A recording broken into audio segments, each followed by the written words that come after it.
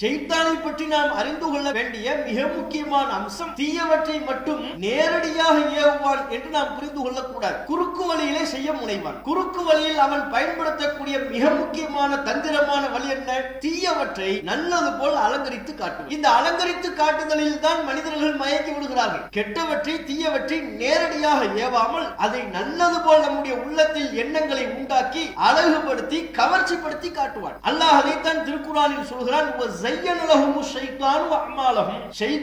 மனிதர்களுக்கு அவர்களுடைய செயல்பாடுகளை அலங்கரித்து காட்டுகிறான். நலனில் அக்கறை உள்ளவன் போல் நடிப்பான். அப்படியான எண்ணத்தை ஏற்படுத்தி அல்லாஹ்வினுடைய அருளுக்குரிய பாதையிலிருந்து நம்மை தூரமாக்குவான். அதுதான் வேலை. மதுவில் ஊறி தலைப்பவர்கள் உலகத்தில் உள்ள எல்லாரும் பயான் பண்ணுவான். மது குடிக்கிறதுனால கிட்னி போயிடும், மது குடிக்கிறதுனால ஈரல் போய்விடும், மது குடிப்பதால் ஆயுள் காலம் குறையும். ஊர்பட்ட உலகத்தில் உள்ள அத்தனை மருத்துவர்களும் சொல்வார்கள். அந்த எச்சரிக்கைகளை தாண்டி இவன் போய் எப்படி குடிக்கிறார்கள்? ஷைத்தான் இவனுக்கு ஒரு எண்ணத்தை ஏற்படுத்துவான். நல்லது மது குடிக்கிறதா உன் கவலை நீங்குகிறதா இல்லையா? அதுல உள்ள நல்லவற்றின் சில பகுதியை கூட்டி குறைத்து அலங்கரிக்கப்பட்ட ஜோடிக்கப்பட்ட வார்த்தைகளை சொல்லி அவனை மதிமயக்குவான். எல்லா தீயவற்றையும் எல்லா மோசமானவற்றையும் இப்படித்தான் அலங்கரித்து காட்டுவான். கண்ணியத்திற்குரிய எல்லாம் உள்ள அல்லாஹ்வின் நல்லடியார்களே, எல்லாம் உள்ள ஏக இறைவனின் அருள் நம்மை நல்வழிப்படுத்த வந்த நபிகள் நாயகம் ஸல்லல்லாஹு அலைஹி வஸல்லம் அவர்களின் மீதும் அவர்கள் வழி நடந்த அனைத்து நல்லோர் மீதும் ஜும்ஆவினுடைய வணக்க வழிபாட்டை நிறைவேற்ற இங்கே அமர்ந்திருக்கும் நம் அனைவரும் மீதும் என்றென்றும் உண்டாகுமா.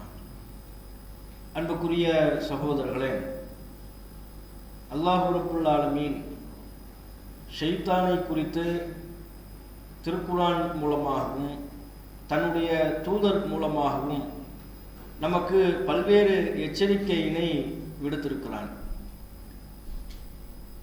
ஷைத்தானால் தான் மனித சமூகத்திற்கு ஏராளமான தீங்குகளும் இறைவனின் அருளை பெறுவதற்குரிய பாதையிலிருந்து மனிதனை தடம்பொருளச் செய்யக்கூடிய வேளையில் ஷைத்தான் ஈடுபடுவதாகவும் அவனிடமிருந்து நாம் மிகுந்த எச்சரிக்கை உணர்வோடு நம்முடைய செயல்பாடுகளை அமைத்துக் கொள்ள வேண்டும் என்றும் அல்லாஹ் ரப்புல் ஆலமீன் நமக்கு அறிவுறுத்துகிறான்.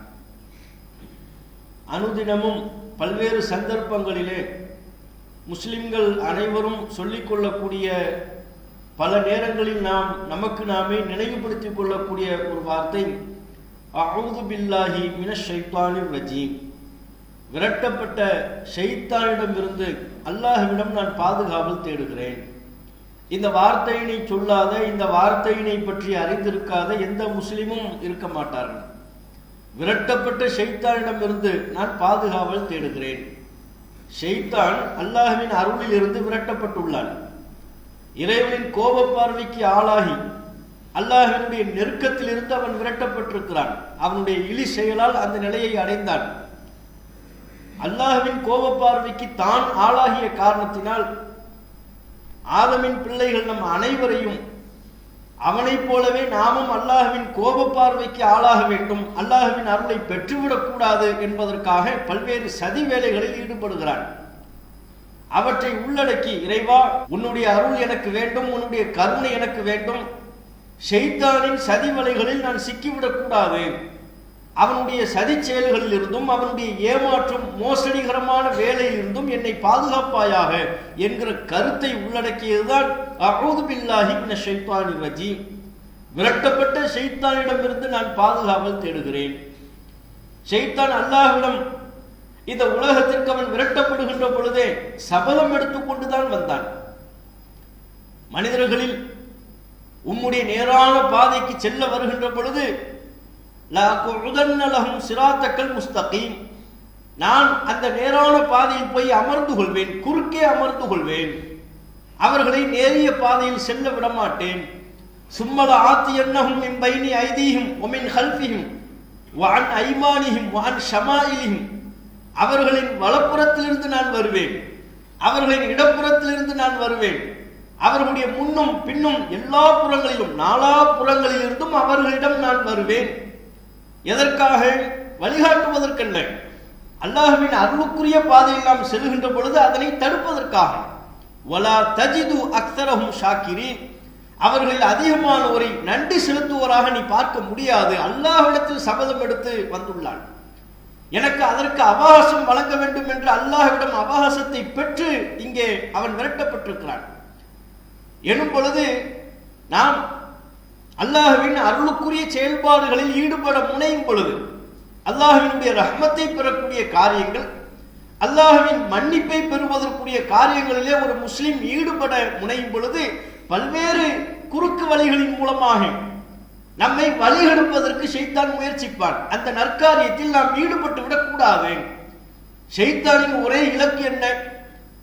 அல்லாஹ்வின் அடிமைகளாக இருக்கிற நாம் அல்லாஹ்வின் அருளை பெற்றுவிடக்கூடாது, நல்லறங்களில் ஈடுபடக்கூடாது, அமல்களை அதிகமாக சம்பாதித்து விடக்கூடாது, எந்த வகையிலையும் அல்லாஹ்வின் ரஹ்மத்தையோ அல்லாஹ்வின் மன்னிப்பையோ நாம் பெற்றுவிடக்கூடாது. அதுதான் அவனுடைய முதன்மையான இலக்கு. அதற்கு பல வழிகளில் வருவார். ஷைத்தானை பற்றி நாம் அறிந்து கொள்ள வேண்டிய மிக முக்கியமான அம்சம், அவன் நேரடியாக தீயவற்றை மட்டும் நேரடியாக ஏவுவான் என்று நாம் புரிந்து கொள்ளக்கூடாது. அவனுடைய வேலை தீயவற்றை ஏவுவதுதான். அருவருப்பான மானக்கேடான காரியங்களை தூண்டுவான். அல்லாஹ்விற்கு மாறு செய்ய வேண்டும் என்கிற எண்ணத்தை விதைப்பான். இறைவனுக்கு மாறு செய்யும்படியான பல்வேறு செயல்பாடுகளில், மோசமான செயல்பாடுகளிலே நம்மை ஈடுபடுமாறு தூண்டுவான். அதுதான் அவனுடைய வேலை. அதை நேரடியாக செய்ய மாட்டான், குறுக்கு வழியிலே செய்ய முனைவான். குறுக்கு வழியில் அவன் பயன்படுத்தக்கூடிய மிக முக்கியமான தந்திரமான வழி என்ன? தீயவற்றை நல்லது போல் அலங்கரித்து காட்டுவது. இந்த அலங்கரித்து காட்டுதலில் தான் மனிதர்கள் மயக்கி விடுகிறார்கள். கெட்டவற்றை, அழிந்து போகக்கூடியவற்றை, அற்பமானவற்றை மிக உன்னதமானது போல் நம்மிடம் அலங்கரித்து காட்டுவான். இதை பார்த்தாயா? இது போல் வருமா? இதை பெற்றுவிட்டால் இந்த உலகத்தில் உனக்கு மோட்சம், இதை பெற்றிருப்பவர் யாரோ அவரே இந்த உலகத்தில் நிம்மதியாக வாழ்ந்து கொண்டிருக்கிறார், இந்த காரியத்தில் ஈடுபடாவிட்டால் இதுவெல்லாம் ஒரு வாழ்க்கையா என்றெல்லாம் தீயவற்றை நமக்கு அலங்கரித்து காட்டுவான். அதுதான் அவனுடைய வேலை. கெட்டவற்றை, தீயவற்றை நேரடியாக ஏவாமல் அதை நல்லது போல் நம்முடைய உள்ளத்தில் எண்ணங்களை உண்டாக்கி அழகுபடுத்தி கவர்ச்சிப்படுத்தி காட்டுவான். அல்லாஹ் அதைத்தான் திருக்குர்ஆனில் சொல்கிறான், ஷைத்தான் மனிதர்களுக்கு அவர்களுடைய செயல்பாடுகளை அலங்கரித்து காட்டுகிறான். அலங்கரித்து ஏமாத்துறது தான் அவனுடைய தந்திரம். நமது தந்தை ஆதம் அலைஹிஸ்ஸலாம் அவர்களை ஜன்னத்திலிருந்து, இறைவனின் அருளில் இருந்து எப்படி வெளியேற்றினான்? அலங்கரிச்சுதான் ஏமாத்தினான். ஆதம் அலைஹிஸ்ஸலாம் அவர்களுக்கு அல்லாஹ் சொல்லியிருந்த உத்தரவு என்ன? இங்க எங்கனாலும் போங்க, அதோ அந்த ஒரு மரம், அந்த மரத்தின் கனியை நீங்கள் புசிக்க கூடாது. வலா தக்ரபா ஹாதிஹி ஷஜரா, அந்த மரத்தின் பக்கம் நீங்கள் நெருங்காதீர்கள். இது ஒண்ணுதான் ஆர்டர். ஷைத்தான் உள்ள வர்றான். ஆதம் அலைஹிஸ்ஸலாம் அவர்களுக்கு ஏவுகிறான். என்ன? ஹல் அதுல்லுக்க அலா ஷஜரத்தில் ஹுல்தி, நிரந்தரமான தன்மையை ஏற்படுத்துகிற மரத்தை பற்றி நான் உங்களுக்கு சொல்லவா? ஓ முல்கின் லா யபுலா, அந்த மரத்தின் கனியை நீங்கள் சாப்பிட்டு விட்டால் அழியாத அதிகாரம் உங்களுக்கு கிடைக்கும், அப்படி ஒரு மரம் உள்ளது, அதை பற்றி சொல்லவா? அல்லாஹ் எந்த மரத்தின் கனியை சாப்பிடக்கூடாதுன்னு சொல்றானோ அந்த மரத்தை பற்றி ஆசை வார்த்தை கூறுவது, அந்த மரத்தின் கனியை புசிக்க வேண்டும் என்பதற்காக அலங்கரிக்கப்பட்ட ஜோடிக்கப்பட்ட வார்த்தைகளை பயன்படுத்துவது. ஒரு மரம் இருக்கு, அந்த மரத்தின் கனியை மாத்திரம் நீங்கள் சாப்பிடுவீர்களேயானால் இங்கேயே நிரந்தரமா இருப்பீங்க, அழியாத அதிகாரம் கிடைக்கும், சொல்லவா அப்படின்னு கேட்கலாம். மற்றொரு வசனத்தில் அல்லாஹ் சொல்கிறான், இந்த மரத்தின் கனியை நீங்கள் சாப்பிட்டு விட்டால் நீங்கள் இருவரும் மலக்காக, வானவராக மாறிவிடுவீர்கள். இப்ப மனுஷனா இருக்கிறீங்க, அதை மட்டும் சாப்பிட்டீங்கன்னா மலக்கா மாறிடுவீங்க. அப்படி ஒரு மரம் இங்க இருக்கு, அந்த மரம் எதுன்னு எனக்கு தெரியும், சொல்லவா அப்படின்னு கேட்கிறோம். இதன் ஆசை வார்த்தை, இதனை அலங்கரித்தல். இதுதானே ஆதம் அலைஹிஸ்ஸலாம் அவர்கள் மதிமயங்கி போனார்கள். அதை சொல்லித்தானே அல்லாஹ் ரப்பல் ஆலமீன் நமக்கு எச்சரிக்கையை கொடுக்கிறான். நம்முடைய தந்தை ஆதமை ஷைத்தான் அலங்கரிக்கப்பட்ட வார்த்தையை சொல்லி மதிமயங்கி விட்டால் நீ உஷாராக இருந்து கொள், விழிப்புணர்வோடு இருந்து கொள் என்று அல்லாஹ் நமக்கு எச்சரிக்கை கொடுக்கிறான். அப்ப நம்மகிட்டே அப்படித்தான் வருவோம். இது தெரியுமா? அதை பத்தி தெரியுமா? நல்லவன் போல் வருவாங்க. சுருக்கமா சொல்ல போனா என்ன, ஆதம் நபிட்ட நம்முடைய தந்தைகிட்ட எப்படி போனா? ஷைத்தானாவே போனானா? கெட்டவனாகவே தன்னை கற்பித்துக் கொண்டு கெட்டவன் என்று பறைசாற்றி கொண்டு சென்றானா? நல்லவன் போல் வேடமிட்டு நமக்கு அறிவுரை சொல்வதை போல, நமக்கு ஆலோசனைகளை, நம்முடைய நலனில் அக்கறை உள்ளவன் போல் நடிப்பான். அப்படியான எண்ணத்தை ஏற்படுத்தி அல்லாஹ்வினுடைய அருளுக்குரிய பாதையிலிருந்து நம்மை தூரமாக்குவான். அதுதான் வேலை. இன்றைக்கு உலகத்தில் நடைபெறுகிற எல்லா தீமைகளின் பின்னணியிலையும் இத்தகைய அலங்கரிக்கக்கூடிய ஷைத்தானின் வேலை உள்ளடங்கி இருக்கிறது. மதுவில் ஊறி தலைப்பவர்கள், அவருடைய உள்ளத்தின் ஓரத்தில் ஒரு எண்ணம் இருக்கும். உலகத்தில் உள்ள எல்லாரும் பயான் பண்ணுவான், மது குடிக்கிறதுனால கிட்னி போயிடும், மது குடிக்கிறதுனால ஈரல் போய்விடும், மது குடிப்பதால் ரத்தத்தில் பல்வேறு விதமான கெட்ட கிருமிகள் கலந்துவிடும், ஆயுள் காலம் குறையும். ஊர்பட்ட உலகத்தில் உள்ள அத்தனை மருத்துவர்களும் சொல்வார்கள். அந்த எச்சரிக்கைகளை தாண்டி இவன் போய் எப்படி குடிக்கிறாள்? ஷைத்தான் இவனுக்கு ஒரு எண்ணத்தை ஏற்படுத்துவான். அப்படி எல்லாம் செத்தா போயிட்டாங்க, பார்ப்ப உலகத்தில் எவ்வளவு பேர் நல்லா இருக்கிறாள், குடிச்சவங்க நல்லா தானே இருக்கிறான், நிம்மதியா வாழ்ந்துக்கிட்டு தானே இருக்கிறான். நம்ம கண்ணு பின்னால் அவன் குடிக்கலையா, இவன் குடிக்கலையா, அவங்க எல்லாம் கம்பீரமா இருக்கிறாங்கல்ல. நல்லதுப்பா, மது குடிக்கிறதுனால உன் கவலை நீங்குகிறதா இல்லையா?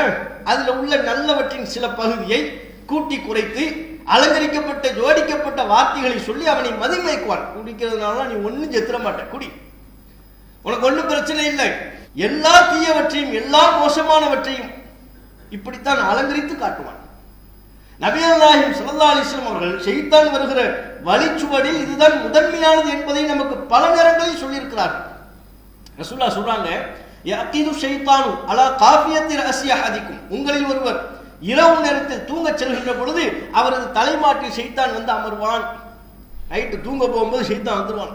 அவருடைய தலையின் பின்பகுதியில் 3 முடிச்சுகளை போடுகிறான். 3 முடிச்சு பின்னால போடுற, தொட்டு பார்த்தா தெரியாது. நைட் தூங்கும் போது தொட்டு பார்த்து என்ன ஒரு முடிச்சும் இல்லையே, அப்ப ஷைத்தான் வரலையா நினைச்சிடக்கூடாது. அது ரசூல் ஸல்லல்லாஹு அலைஹி வஸல்லம் அவர்கள் அப்படி நமக்கு சொல்கிறார்கள். 3 முடிச்சு போடுறான். என்ன முடிச்சு போடுறானா? ஒவ்வொரு முடிச்சு போடும்போது என்ன சொல்வான் தெரியுமா? ரசூலுல்லாஹ் சொல்றாங்க, ஒவ்வொரு முடிச்சுக்களை போடும் போதும் ஷைத்தான் சொல்லக்கூடிய வார்த்தை அலைக்க லைலும் தவீல், உனக்கு நீண்ட இரவு இருக்கிறது, ஃபர்குத், நிம்மதியாக உறங்கு. அலைக்க லைலும் தவீல், நீண்ட இரவு இருக்கிறது, ஃபர்குத், நிம்மதியாக உறங்கு. நிம்மதியா உறங்குன்னு தாலாட்டு பாடிக்கிட்டு இருக்கலாம். நல்ல தூங்கு, அதெல்லாம் இரவு ரொம்ப நேரம் இருக்கு, கவலைப்படாத, இரவை பற்றி கவலைப்படாத, நீண்ட இரவு உள்ளது, நிம்மதியாக உறங்கு. இதை சொல்லிக்கிட்டே தூங்குவான், இதை சொல்லிக்கொண்டே இருப்பான், முடிச்சுகளை போடுவான். அப்புறம் ரசூலுல்லாஹ் சொல்றாங்க, காலை எழுந்ததும் எந்த அடியார் அல்லாஹ்வை நினைவு கூறுகிறாரோ ஷைத்தான் போட்ட 3 முடிச்சுகளில் ஒரு முடிச்சு அவிழ்ந்துவிடும். ஒயின் தவல்ல, அவர் ஒழு செய்து விட்டால் அவன் போட்ட 2வது முடிச்சு அவிழ்ந்துவிடும். ஒயின் சல்லா, அவர் தொழுது விட்டால் ஷைத்தான் போட்ட 3 முடிச்சுக்களும் அவிழ்ந்துவிடும். அவர் உற்சாகமாக காலை பொழுதை அடைவார் என்று நபிகள் நாயகம் ஸல்லல்லாஹு அலைஹி வஸல்லம் அவங்க சொல்றாங்க. இது நாம கவனிக்க வேண்டிய அம்சம். ஷைத்தான் முடிச்சு போடும்போது இதை ஏன் சொல்றான் நமக்கு? தூங்கு, நிம்மதியா தூங்கு, எந்த டிஸ்டர்பன்ஸ் இல்லாம தூங்கு, இரவு நீண்ட நேரம் இருக்கிறது, நாம நிம்மதியா தூங்குறதுல அவனுக்கு என்ன அக்கறை? நம்ம அவன்கிட்ட சொன்னோமா, புலம்பணுமா? தூக்கமே இல்லைன்னு அவன்கிட்ட சொன்னோமா? நம்ம தூக்கமே வரல, நிம்மதியே இல்லை, அவன்கிட்டயா சொன்னோம்? ஆனா அவன் சொல்றான் நமக்கு நிம்மதியா தூங்க, கவலைப்படாத, இரவு நீண்ட நேரம் இருக்கிறது. அப்படின்னா என்ன? அவன் நோக்கம் என்ன? நாம் தூங்க வேண்டும் என்பது அவன் நோக்கம் இல்லை, நிம்மதியாக தூங்க வேண்டும் என்பது அவனுடைய நோக்கம் இல்லை, தொழாமல் தூங்க வேண்டும் என்பது அவன் நோக்கம். தொழுகைக்கு எழுந்து விடக்கூடாது. இவன் காலையில் எழுந்து ஒழு செய்து என்னிடமிருந்து பாதுகாப்பு தேடி ஒழு செய்து தொழுது விட்டால் அல்லாஹ்வின் அருளுக்குரியவனாக மாறிவிடுவான். அந்த வேலைக்கு ஆகிவிடக் கூடாது, அந்த நிலை உண்டாகிவிடக் கூடாது. அப்ப என்ன செய்யறது? காலையில் எஞ்சிக்கும் போதே அல்லாஹ்வின் அருளில் இருந்து இவனை தூரமாக்க வேண்டும் என்றால் இவனை எழுந்திருக்க விடாம தூங்க வைக்கணும். அதுக்கு தான் என்ன சொல்றான் ஷைத்தான், தூங்குப்பா, அதெல்லாம் இரவு இருக்கு, கவலைப்படாதப்பா. திடீர்னு நம்ம எழுந்திருப்போம், எழுந்து டயத்தை பார்ப்போம், மணி 4:30 அல்லது 5, பாங்கு சொல்றதுக்கு 20 நிமிஷம் தான் இருக்கும். நமக்கு தெரியும், மைண்டுக்கு நல்லாவே தெரியும் 20 நிமிஷங்கிறது ரொம்ப குறைவு. ஆனா ஷைத்தான் அதை எப்படி தெரியுமா காட்டுவான்? அட்டேங்கப்பா 20 நிமிஷம் இருக்கா, பாங்கு சொல்றதுக்கு 20, நமக்கு இத்தனைக்கும் பாங்கு சொல்றது கணக்கே இல்லை. நம்மள பலருக்கு டைமே இதுதான், இக்காமத்து தான் கணக்கு. பள்ளிவாசல்ல தொழுகைக்கான நேரம் போட நம்ம பார்த்தோம்னா எதை பார்க்கறது இல்லை, பாங்கு சொல்ற போட பார்க்க மாட்டோம். இக்காமத்து எப்போ? 1 மணிக்கு இக்காமத்து. அப்ப 12:50 போனோம்னா பிடிச்சிடலாம். எதை பிடிச்சிடலாம்? கடைசி ரக்காத்தினுடைய அத்தியாயத்து அமர்வை பிடிச்சிடலாம். 4வது ரக்காத்தினுடைய அத்தியாயத்து அமர்வை பிடிச்சிடலாம். மகரிப் எத்தனை மணிக்கு? மகரிப் இக்காமத்து 6:10, 6:25, 6:30 இருக்குமா? அந்த கணக்குல இருந்து ஒரு 5 நிமிஷத்துக்கு முன்னால தான் கிளம்பவே செய்வார். கிளம்பும் போதெல்லாம் அமைதியாக கிளப்புவார். இக்காமத்து நேரத்தை கணக்கு பண்ணி வீட்டுல இருந்து கிளம்பி பள்ளிவாசலுக்கு வந்தது ஒரு ஜோஷ் வரும் பாருங்க. அதுக்கப்புறம் தான் வேட்டியை மடிச்சு கட்டிக்கிட்டு வேக வேகமா ஓடி வருவார். ஹவுஸ்ல ஏற்கனவே ஒழு செஞ்சுட்டு இருக்கிறவரெல்லாம் தள்ளி விட்டு தண்ணியை அள்ளி கோரி ஒழு சேர்க்கிற பேர்ல பக்கத்தில் உள்ளவனையெல்லாம் குளிப்பாட்டி நினைச்சு பள்ளிவாசல்ல ஓடி வரும்போது தானும் வலிக்கு விழுந்து 2 பேரும் தள்ளி ஜாயின் அப்படி சப்ல வந்து ஜாயின் பண்றாங்க. மூச்சு விட்டு அத்தியாயத்துல போய் ஜாயின் பண்ணுவார். இப்படி யார் ஜாயின் பண்ண சொன்னாங்க? இதை ரசூலுல்லாஹ் சொன்னாங்களா? அவ்வளவு நேரம் நம்ம அமைதியா இருக்குது, கடைசி நேரத்தில் என்ன அவ்வளவு வேகம் ஏன் வருது? ரசூலுல்லாஹ் அதைத்தானே சொன்னாங்க, நிதானமா முன்கூட்டியே கிளம்பணும், இந்த இறுதி நேரத்தில் அவசரம் காட்டுறதே இருக்கக்கூடாதுன்னாங்க. நமக்கு வர்றது இந்த இறுதி நேரத்தில் தான் நம்ம அவசரம் காட்டணும். அப்ப 10 நிமிஷம் தான் 20 நிமிஷம் தான் இருந்தாலும் ஷைத்தான் அந்த நேரத்தில் சொல்லுவான், நம்மளை நேரடியா தொழுகை கெஞ்சிக்காதுன்னு சொல்ல மாட்டான். அப்படி சொல்ல மாட்டாங்க, அலங்கரிக்கப்பட்ட வார்த்தை, கவர்ச்சிகரமான வார்த்தை. எப்படி நேரம்லாம் இன்னும் இருக்கு, 20 நிமிஷம் இருக்குப்பா, அதுக்குள்ள ஒரு குட்டி தூக்கத்தை போடு, அதெல்லாம் எழுந்திருக்கலாம், அதெல்லாம் ஒன்றும் பிரச்சனை இல்லை சொல்லி இப்படி சொல்லுவான். இது ஷைத்தானின் ஏமாற்றும் வேலை, தந்திரம், அவனுடைய சூழ்ச்சி வலைகளில் ஒன்று என்று நபிகள் நாயகம் ஸல்லல்லாஹு அலைஹி வஸல்லம் அவங்க சொல்றாங்க. அப்ப தொழுகைக்கு அல்லாஹ்வின் அருளில் இருந்து நம்மை தூரமாக்கக்கூடிய வகையில இந்த வழிமுறையை பயன்படுத்தி நம்மை கெடுப்பான், வழி கெடுப்பான். அதே போலத்தான் நபிகள் நாயகம் ஸல்லல்லாஹு அலைஹி வஸல்லம் அவங்க சொன்னாங்க, தர்மத்தை பற்றி சொல்லும் பொழுது அல்லாஹ் ரப்புல் ஆலமீன் நமக்கு மன்னிப்பை வாக்களிக்கிறான், மன்னிப்பை பற்றி அல்லாஹ் நமக்கு வலியுறுத்துகிறான். ஷைத்தானை பற்றி திருக்குர்ஆனில் அல்லாஹ் சொல்கின்ற பொழுது அஷைத்தானு யஇதுகுமுல் ஃபக்ர், ஷைத்தான் உங்களுக்கு வறுமை குறித்து அச்சமூட்டுவான் அப்படிங்கிறான். குர்ஆன்ல அல்லாஹ் சொல்றான். ரசூலுல்லாஹ் இந்த கருத்தை நமக்கு பல நேரங்களில் சொல்லியிருக்கிறார்கள். ஷைத்தான் வறுமை குறித்து உங்களுக்கு அச்சமூட்டுவான். வறுமை குறித்து அச்சமூட்டுவான் என்றால் என்ன? நமக்கு தர்மம் செய்யலாம் என்கிற சிந்தனை வருகின்ற பொழுது தர்மம் செய்ய விடாமல் தடுப்பதற்காக ஷைத்தான் பயன்படுத்தக்கூடிய ஒரு யுக்தி தான் வறுமையை பற்றி அச்சமூட்டுவது. என்னப்பா கையில் இருக்கிற காசை கொடுக்குற, உனக்கு வேண்டாமா, உன் செலவுக்கு வேணும்ல, உன்னை பத்தி யோசிச்சுப்பாரு, உன் குடும்பத்துக்கு வேணும்ல, அதுக்கப்புறம் நீ 4 பேர்ட்ட கையேந்தவா, இதெல்லாம் யார் போன்ற எண்ணம்ங்கிறாங்க. ஷைத்தான் இது போன்ற ஒரு எண்ணத்தை உருவாக்கி அவனுடைய நோக்கம் நாம் தர்மம் செய்யக்கூடாது, தர்மம்னு வருவாங்க, ஒரு ஏழை கஷ்டப்படுறத நம்ம கிட்ட சொல்வார், அல்லது ஒரு பள்ளிவாசல் பணிக்காக நம்ம இடத்துல சொல்வார்கள், நம்ம கொடுக்கலாம்னு கையை விடும்போது அப்பதான் கணக்கு போட சொல்லுவான். என்ன எவ்வளவு கொடுக்க போறேன், இல்லை ஒரு 500 ரூபா கொடுக்கலான்னு இருக்கேன், மைண்டுக்குள்ள ஓடும், 500 ரூபாய் என்னப்பா உணர்ச்சி வசப்படுறேன், 500 ரூபாய் கொடுத்துட்டு அப்ப நீ செலவுக்கு இல்லாம இருக்க போறியா, 500 ரூபாய் கொடுத்தா சரி வருமா, பார்த்து கொடுவோம், ஒன்ன நீ கவனிச்சுக்க, உனக்குன்னு இருக்குல்ல, உனக்கு வறுமை ஏற்பட்டு விடக்கூடாது, நீ கையேந்தும் நிலைக்கு சென்று விடக்கூடாது, உனக்கு வறுமை ஏற்பட்டு விடக்கூடாது என்கிற எண்ணத்தை ஷைத்தான் அது போன்ற சந்தர்ப்பங்களில் உருவாக்குவான். நாம மற்ற நேரத்திலாம் இருப்போம், அப்போதெல்லாம் நமக்கு ஏனைய சிந்தனைகளை ஏற்படுத்தாமல் தர்மம் செய்ய முன் வருகின்ற பொழுது, ஒரு நல்ல பணிகளுக்காக, இறைவனின் பொருத்தத்தை பெற்றுத்தரக்கூடிய பணிகளுக்காக சில பொருளாதாரத்தை செலவிடலாம் என்று நாம் முனைகின்ற பொழுது அப்போது ஷைத்தான் எதை பற்றி நமக்கு அச்சமூட்டுவான், வறுமை குறித்து அச்சமூட்டுவான். அப்ப ஷைத்தானை பொறுத்தவரை நேரடியாக வழிகெடுப்பான் என்று நாம புரிந்து கொள்ளக்கூடாது. அப்படித்தான் ஷைத்தான் நம்மை வழிகெடுக்க வருவான் என்று அர்த்தம் இல்லை. அவன் நேரடியான வழிமுறைகளை பயன்படுத்துவதை போல குறுக்கு வழிகளையும் பயன்படுத்துவான். இப்படி நம்மிடத்தில் எந்த வழியில வரான்னு பார்க்கலாம். அதைத்தான் திருக்குர்ஆன் சொல்கிறது, வலா தத்தபிஉ குதுவாத்தி ஷைத்தான், ஷைத்தானின் அடிச்சுவடுகளை நீங்கள் பின்பற்றாதீர்கள். அவன் நம்மளை அழைத்து செல்லக்கூடிய பாதையை நோக்கி அவனுடைய அடிச்சுவடுகளை கூட நாம் பின்பற்றி விடக் கூடாது, அதில் கண்ணும் கருத்துமாக இருக்க வேண்டும் என்கிற எச்சரிக்கையினை திருக்குர்ஆனின் மூலமாக அல்லாஹ் ரப்புல் ஆலமீன் நமக்கு சொல்லித் தரதை பார்க்கிறோம். இப்படி ஷைத்தானை பகிரங்க எதிரியாக எடுத்துக்கொண்டு அவனுடைய அத்தனை விதமான சூழ்ச்சிகளில் இருந்தும் சதி வலைகளில் இருந்தும் ஒரு மூமின் எப்போதும் விழிப்புணர்வோடும் எச்சரிக்கை உணர்வோடும் இருக்க வேண்டும் என்பதுதான் திருக்குர்ஆன் நமக்கு சொல்லித் தருகிற மிக முக்கியமான பாடம். அந்த பாடத்தை நம்முடைய சிந்தனையில் எப்போதும் நிறுத்திக் கொள்வோமாக என்று கேட்ட என்னுடைய முதல் உரையை நிறைவு செய்து